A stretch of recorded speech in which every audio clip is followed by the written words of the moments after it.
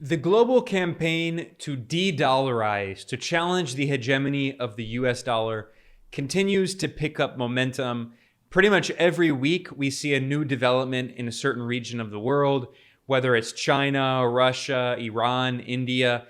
And today I'll be talking about Latin America and its growing campaign to create a new currency. This is an issue that I've reported on a lot here, and it's an issue that we've seen a very significant historic development emerge in, and that is that Brazil and Argentina have publicly announced that they are going to be planning a new currency for trade in Latin America.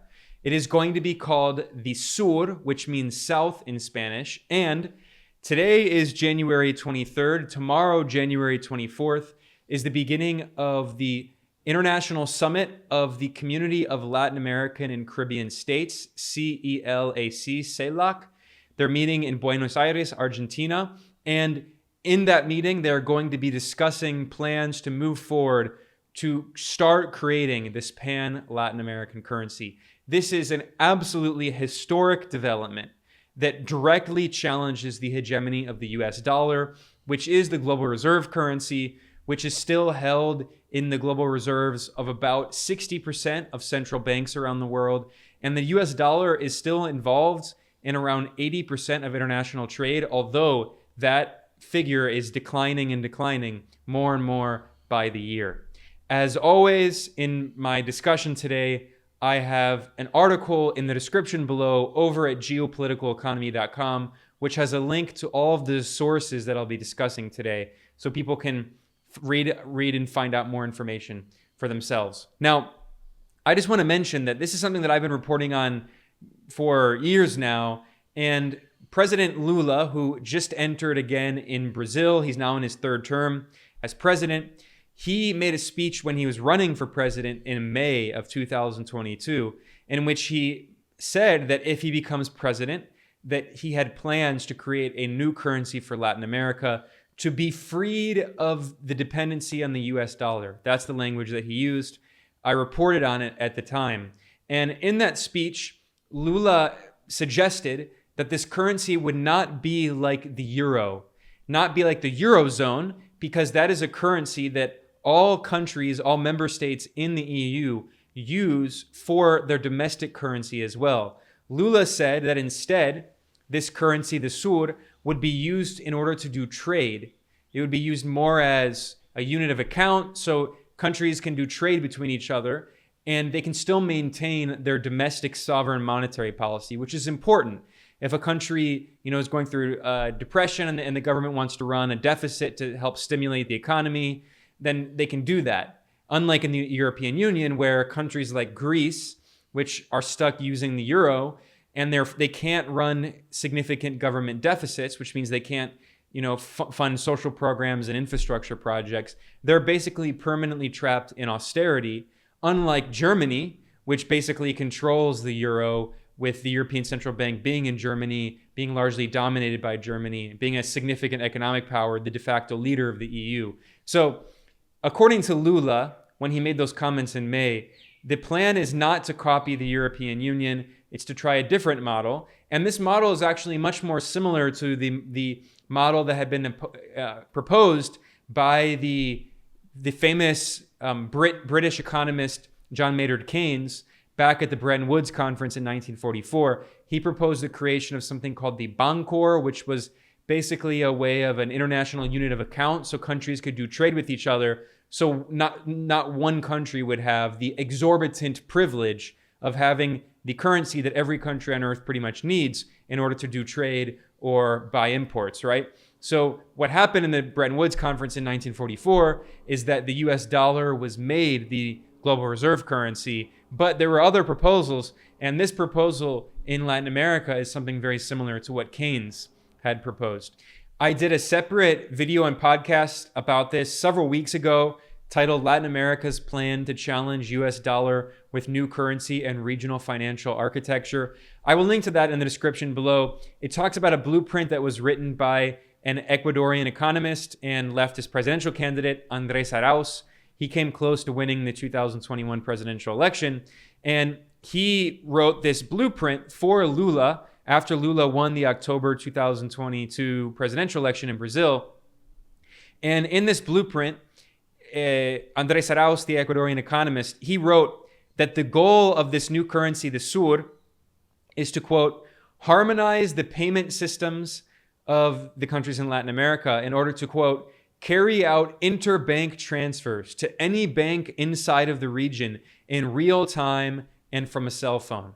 And Andrés Arauz also called for challenging the US-dominated International Monetary Fund, which has imposed neoliberal structural adjustment policies on countries in Latin America for many decades, trapping them in debt. Like Argentina. Argentina is a country that has been trapped in billions of dollars of odious debt, not just now where it has $44 billion owed to the IMF, but really for 200 years, owed first to the British Empire and now to the US and IMF. By the way, I should also point out that Lula da Silva, back when he was president in his first two terms in Brazil, he was one of the co-founders of the BRICS bloc: Brazil, Russia, India, China, South Africa. It was originally BRIC without South Africa, and then South Africa joined. And Lula was one of the masterminds who helped create that plan. And now Argentina is also trying to join BRICS. Now it's going to be expanded, known as BRICS Plus. Argentina has already applied to join BRICS, and China invited Argentina to attend the 2022 BRICS summits as an observer. So we're now seeing not only the integration of Latin America with the creation of a new currency, but also the integration of the Global South with more countries in Latin America trying to join the BRICS Plus bloc. Iran has applied to join, and other countries have expressed interest, including Algeria and even Turkey, a member of NATO, formerly known as Turkey, even Saudi Arabia and Egypt. So Latin America is really right in the heart of this attempt to build a multipolar world. And the attempt by Brazil and Argentina and other countries in the region to create a Latin American currency is a huge development in this push toward not only a multipolar world politically, but a multipolar world economically and financially. Now, I mentioned that we've known for months now that Lula was planning this currency, but he didn't mention it after that May rally. Well, now the Argentine government has publicly confirmed it, and it was reported in the Financial Times, a mainstream newspaper.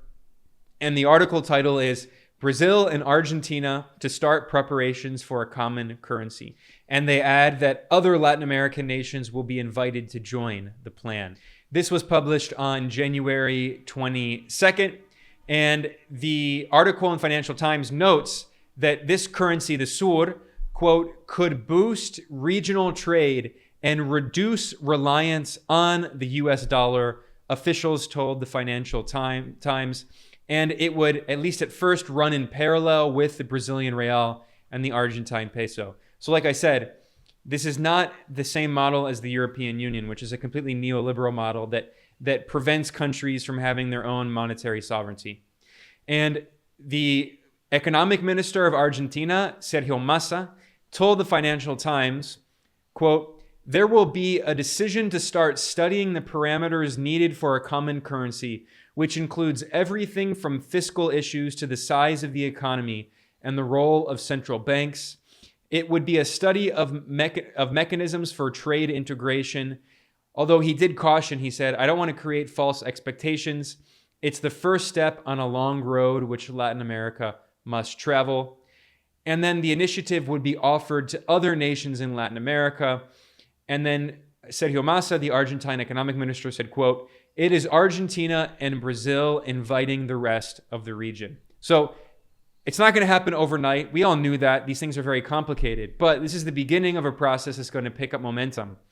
And I've talked about that a lot in my analysis here of attempts to de-dollarize, the Chinese central bank no longer doing net purchases of U.S. Treasury securities and instead investing in gold in its reserves, or the Russian central bank buying lots of gold. These are slow processes. They don't happen overnight, but they're processes that are continuing to pick up steam. They're gaining momentum. They're snowballing. And not in 1 year, not in 2 years, not even in 5 years, but in 10, 20, 30 years, we're going to see massive shifts in the global economy the financial architecture, and therefore geopolitics. Later on in this article at the Financial Times, they interviewed Alfredo Serrano, who is a very good Spanish economist, anti-neoliberal heterodox economist, and he helps run a think tank. It's based in Argentina called CELAG, which is the Latin American Center for the Studies of Geopolitics. And he explained he's very much involved in this research and in this milieu in Argentina and these discussions. And he explained the idea behind the creation of a new currency. He said, quote, "The monetary and foreign exchange mechanisms are crucial. There are possibilities today in Latin America, given its strong economies, to find instruments which substitute dependence on the dollar. That will be a very important step forward."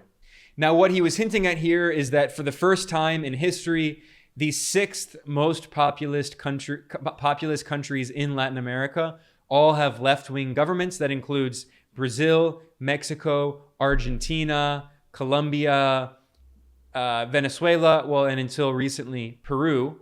And these left-wing governments are now collaborating more and more economically because they all understand that the U.S. sanctions, the illegal unilateral U.S. sanctions on Venezuela and Cuba and Nicaragua could very well be expanded to other countries, like, say, Bolivia, like, say, even potentially Colombia. So, in fact, the U.S. government has already threatened sanctions on Colombia just a few weeks after the new left-wing president, the first ever left-wing president of Colombia, Gustavo Petro, entered office. The U.S. government threatened sanctions because he reopened the border with Venezuela and was going to allow flights from this Venezuelan state-owned airline, Conviasa. So the U.S. threatened sanctions immediately. So what this means that countries in the region understand that if they want to be able to maintain their own sovereign economic and political policies, they have to be able to hold on to their reserves in a way that will prevent the United States from being able to simply grab them. Like the United States and Europe stole $300 billion worth of the Russian central bank's reserves. Like the United States and European countries stole billions of dollars belonging to Venezuela, including the Bank of England stealing over $1 billion worth of Venezuela's gold held by the central bank. That's property of the Venezuelan people. The U.S. also stole the Iranian central bank's assets, the Afghan central bank's foreign reserves. So countries across Latin America understand the importance of diversifying their foreign exchange reserves and the importance of finding new ways to trade, because right now, most of the time countries in Latin America are trading, they're doing it in dollars, which only weakens their currency against the US dollar and helps the United States maintain the hegemony of the US dollar.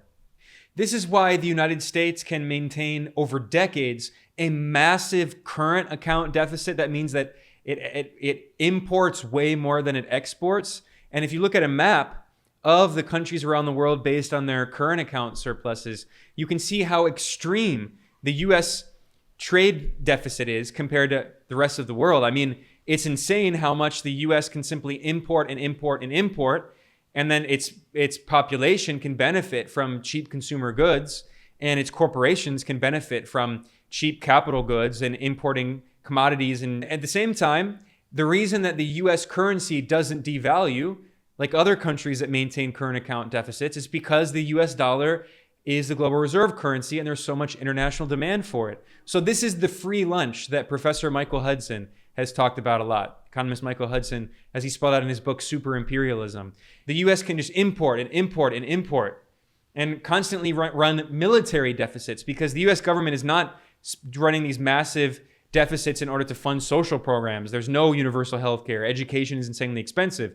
It's doing, that money goes to fund its military deficit and then quantitative easing, which is just basically pouring money into the coffers of rich people and fueling asset price inflation, this massive asset price bubble. So rich investors, so big hedge funds and asset managers, they all profit from this massive deficit, whereas actually in the United States, wages, real wages for workers have been stagnant since the 1970s, despite the fact that productivity has massively increased. So when people tell you that US dollar hegemony doesn't really matter, just look at that graph, this map. Look at that map showing the countries around the world that maintain current account deficits. And then we see that China and Russia maintain massive current account surpluses because they export tons, along with other major commodities producers, Algeria, Saudi Arabia, Germany, which is a major industrial power. It's a rare exception compared to the financialized neoliberal economy of the US, although the German economy is also becoming increasingly neoliberal. This is why France's finance minister complained back in the 1960s that the United States had an exorbitant privilege, he said, because the dollar is the global reserve currency and the US is the only country around the world that can print dollars. And that means that the US can maintain this massive current account deficit that it uses to fund its global empire. That's how the US maintains 800 foreign military bases. No other country in history has been able to do that. And the US has, largely because of the power of the dollar. But that is in crisis, that is declining. Now, I also mentioned all of that because it's important to push back against people who often know very little about international economics, who claim that it's a crazy conspiracy theory to objectively, correctly point out that one of the main reasons for the NATO war in Libya, to destroy Libya and overthrow its leader Muammar Gaddafi, was because Gaddafi was trying to create a Pan-African currency that would challenge the CFA franc, France's colonial currency, or even, for instance, Saddam Hussein in Iraq. One of the reasons for the Iraq war was Saddam Hussein was trying to challenge the petrodollar and sell oil in other currencies. And also at the same time, Hugo Chavez in Venezuela was considering doing it. Iran was considering doing it.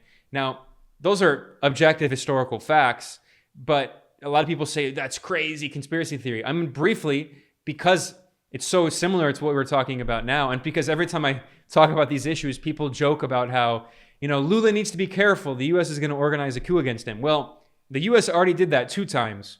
There was a parliamentary coup backed by the U.S. against Lula's successor from the left-wing Workers' Party in Brazil, Dilma Rousseff, in 2016. She was overthrown on bogus charges.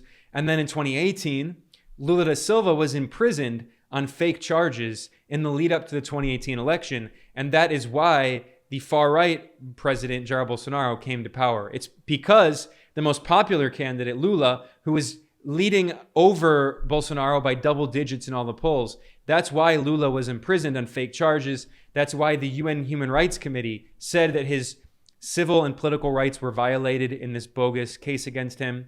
And that's why Brazil's Supreme Court dropped all of those past charges against Lula, clearing his record. And after that coup, the 2016 coup and the 2018 coup, backed by the United States in the Justice Department, first by the Obama administration, then by the Trump administration, after those coups helped install Bolsonaro in Brazil, Bolsonaro went to Virginia and he visited CIA headquarters.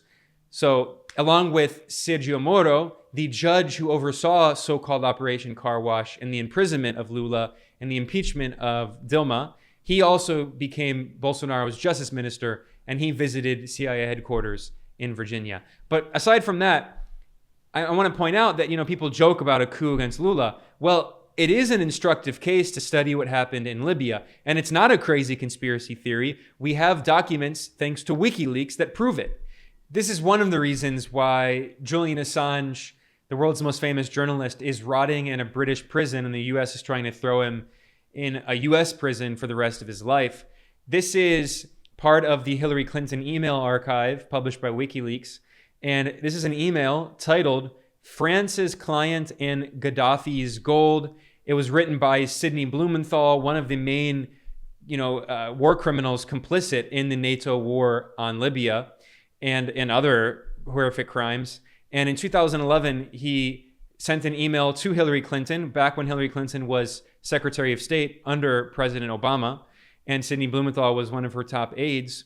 And this is a confidential email. And in this, in April 2011, during NATO's war against Libya, he talked about the economic war that the West was waging against Libya by freezing its foreign bank accounts, which is exactly what the U.S. also did to Iran, Afghanistan, Venezuela, and Russia.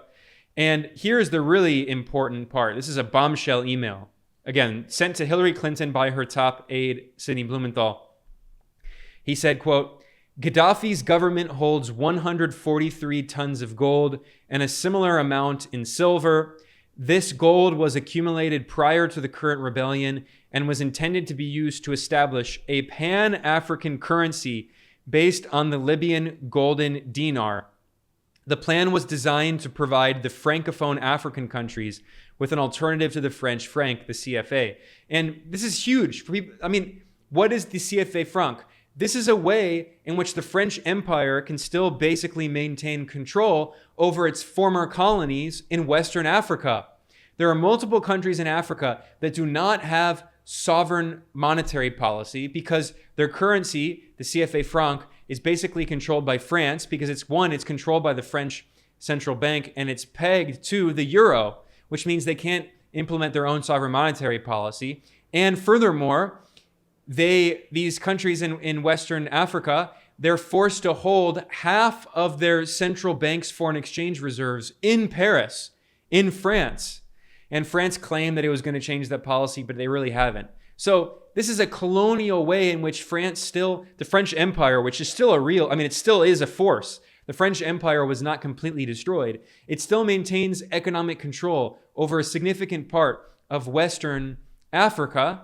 And Muammar Gaddafi, as a Pan-Africanist, was trying to create a new currency for trade in Africa, just like now Brazil and Argentina are trying to create a new currency for Latin America, or like Hugo Chavez in Venezuela helped to create a currency in Latin America called the Sucre that was part of the Bolivarian alliance, the economic alliance of leftist governments in Latin America and the Caribbean. And that's why the U.S. government, one of the reasons, of course, among other reasons, that the U.S. government has tried so desperately to destroy the ALBA, the Bolivarian alliance, with the internal coup in Ecuador by Lenin Moreno, a U.S. asset, who withdrew Ecuador from the ALBA. That's why after the U.S.-backed coup in Bolivia in 2019, Bolivia's coup regime withdrew from the ALBA.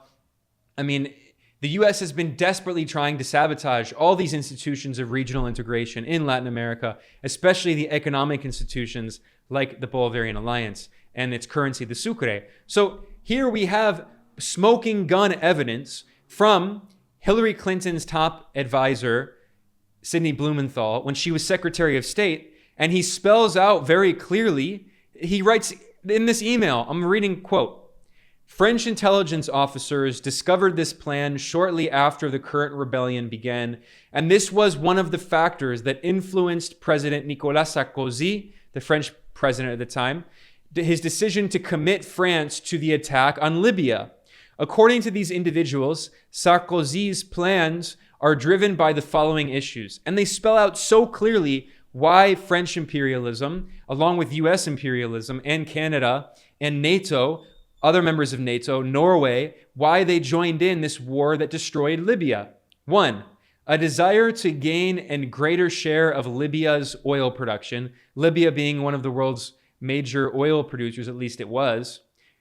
2, or B, increase French influence in North Africa. C, improve Sarkozy's internal position in France.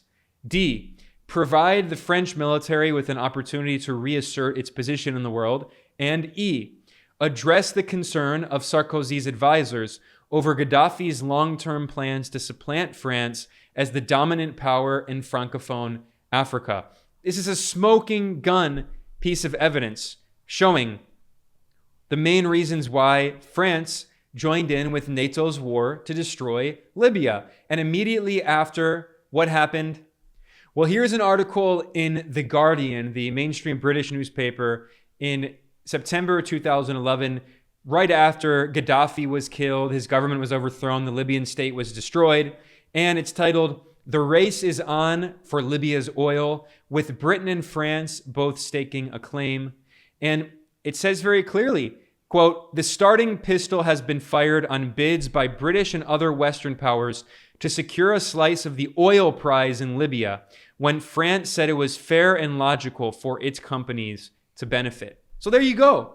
I mean, I'm not saying this is the only reason why that NATO destroyed Libya and killed Muammar Gaddafi, but it's certainly a significant reason. And this is why Hillary Clinton, as Secretary of State, was so happy when Gaddafi was killed that when she heard the news live on TV, she said, "We came, we saw, he died," gloating over the murder of a foreign leader, a sovereign head of state of a foreign country.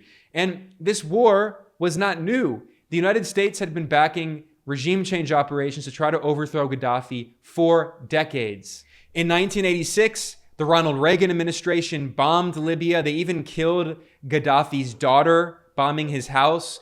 Under Gaddafi, Libya had been a significant supporter of national liberation struggles in the global south against imperialism, always supporting the Palestinian struggle against apartheid Israel, even supporting the Sandinistas in Nicaragua. And in fact, during the NATO war to destroy Libya in 2011, Nicaragua's Sandinista government actually represented Libya at the United Nations in an act of international solidarity. Gaddafi had always supported anti-imperialist struggles around the world. Even in Ireland, the national liberation struggle of the Irish Republicans against British imperialism, British colonialism.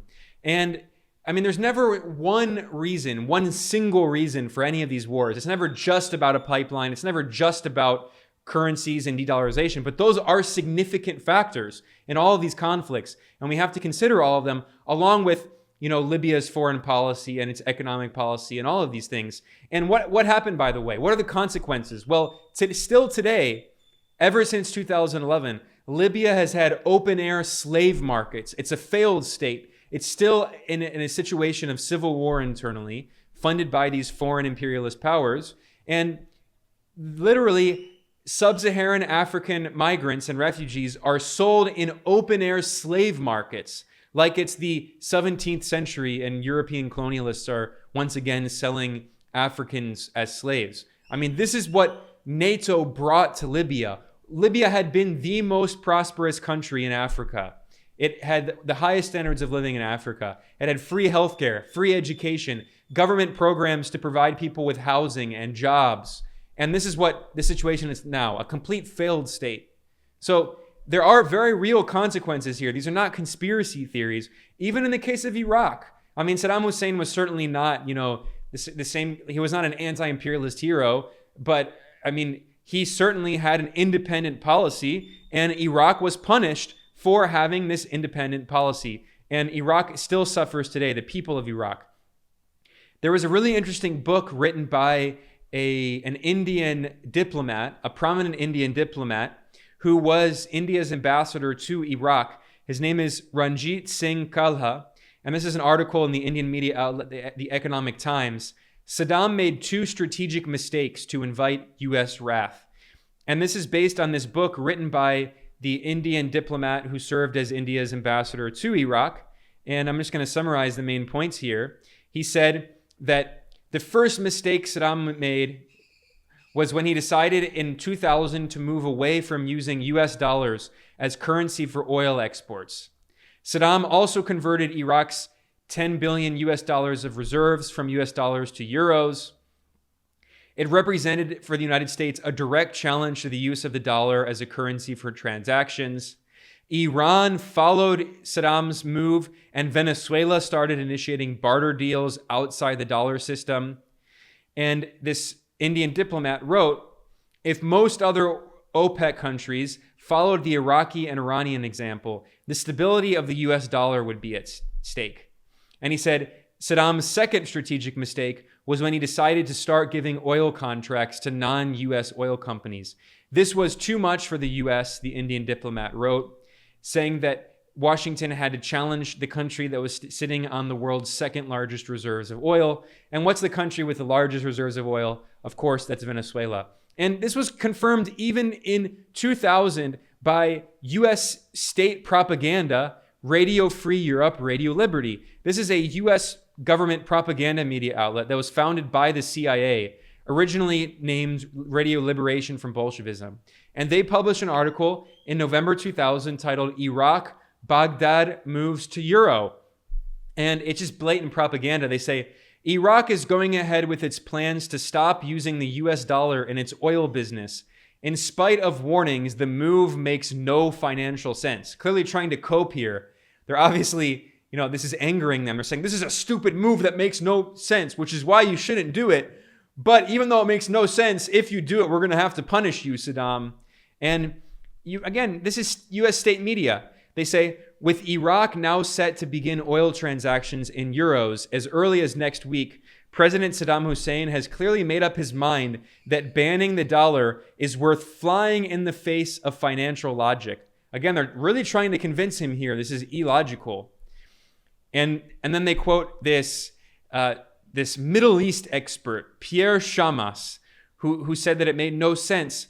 But he said Saddam may feel the strategy is worth the price because it allows him to draw a clear line between what Iraq sees as two camps in world opinion regarding UN sanctions. One camp, led by the US and Britain, a country also outside the Eurozone, wants to maintain strict trade sanctions on Iraq until Baghdad proves it has no more weapons of mass destruction. Keep in mind here, again, this is US state media propaganda. Those are the countries that invaded Iraq, the US and Britain. The other camp, back when Europe actually had a spine and was willing to sometimes challenge US hegemony, the other camp, I'm reading here from Radio Free Europe, Radio Liberty, quote, the other camp, led by Euro user France, along with Russia and China, favor easing the sanctions on humanitarian grounds while still pursuing disarmament. So they didn't want the aggressive US-led sanctions on Iraq that led to hundreds of thousands of deaths in Iraq, including hundreds of thousands of children in Iraq dying. And the UN humanitarian coordinator for Iraq, he protested, and he actually quit in protest, saying that they were genocidal sanctions. And Radio Free Europe pointed out that, and it appears that Iraq wants to encourage ties with states like France and Italy, which it sees as sympathetic, by embracing the euro. Iraq is dusting off a strategy which another state hit by US sanctions, Iran, discussed as recently as last year, 1999 that is. In Iran, a presidential advisor proposed a switch to the euro last year. And then this expert quoted by the US state media propaganda said, Shama says the idea of switching to the euro has appeal to Iran and Iraq because they feel if several major oil producers did it, they could create a stampede from the dollar, which would weaken Washington. He says another possible candidate for a changeover if the euro were strong might be Venezuela, whose relations with Washington have turned rocky as President Hugo Chavez has stressed ties with Cuba's Fidel Castro. And this is from back in 2000. And everything that we've seen mentioned in this article happened. So again, I'm not saying that the only reason for the invasion of Iraq was because Saddam was trying to challenge the petrodollar. It was because of his independent foreign policy, him challenging the Persian Gulf monarchies, including Saudi Arabia's hegemony, including Kuwait. It was because of a variety of factors, along with the variety of factors against Muammar Gaddafi in Libya. There's never just one factor, but you can bet these countries that want to have independent monetary policy to challenge the hegemony of the US dollar, that is a significant reason for US wars against them and regime change operations against them. It's what Hugo Chavez did in Venezuela with the creation of the Sucre. It's what Venezuela has continued trying to do.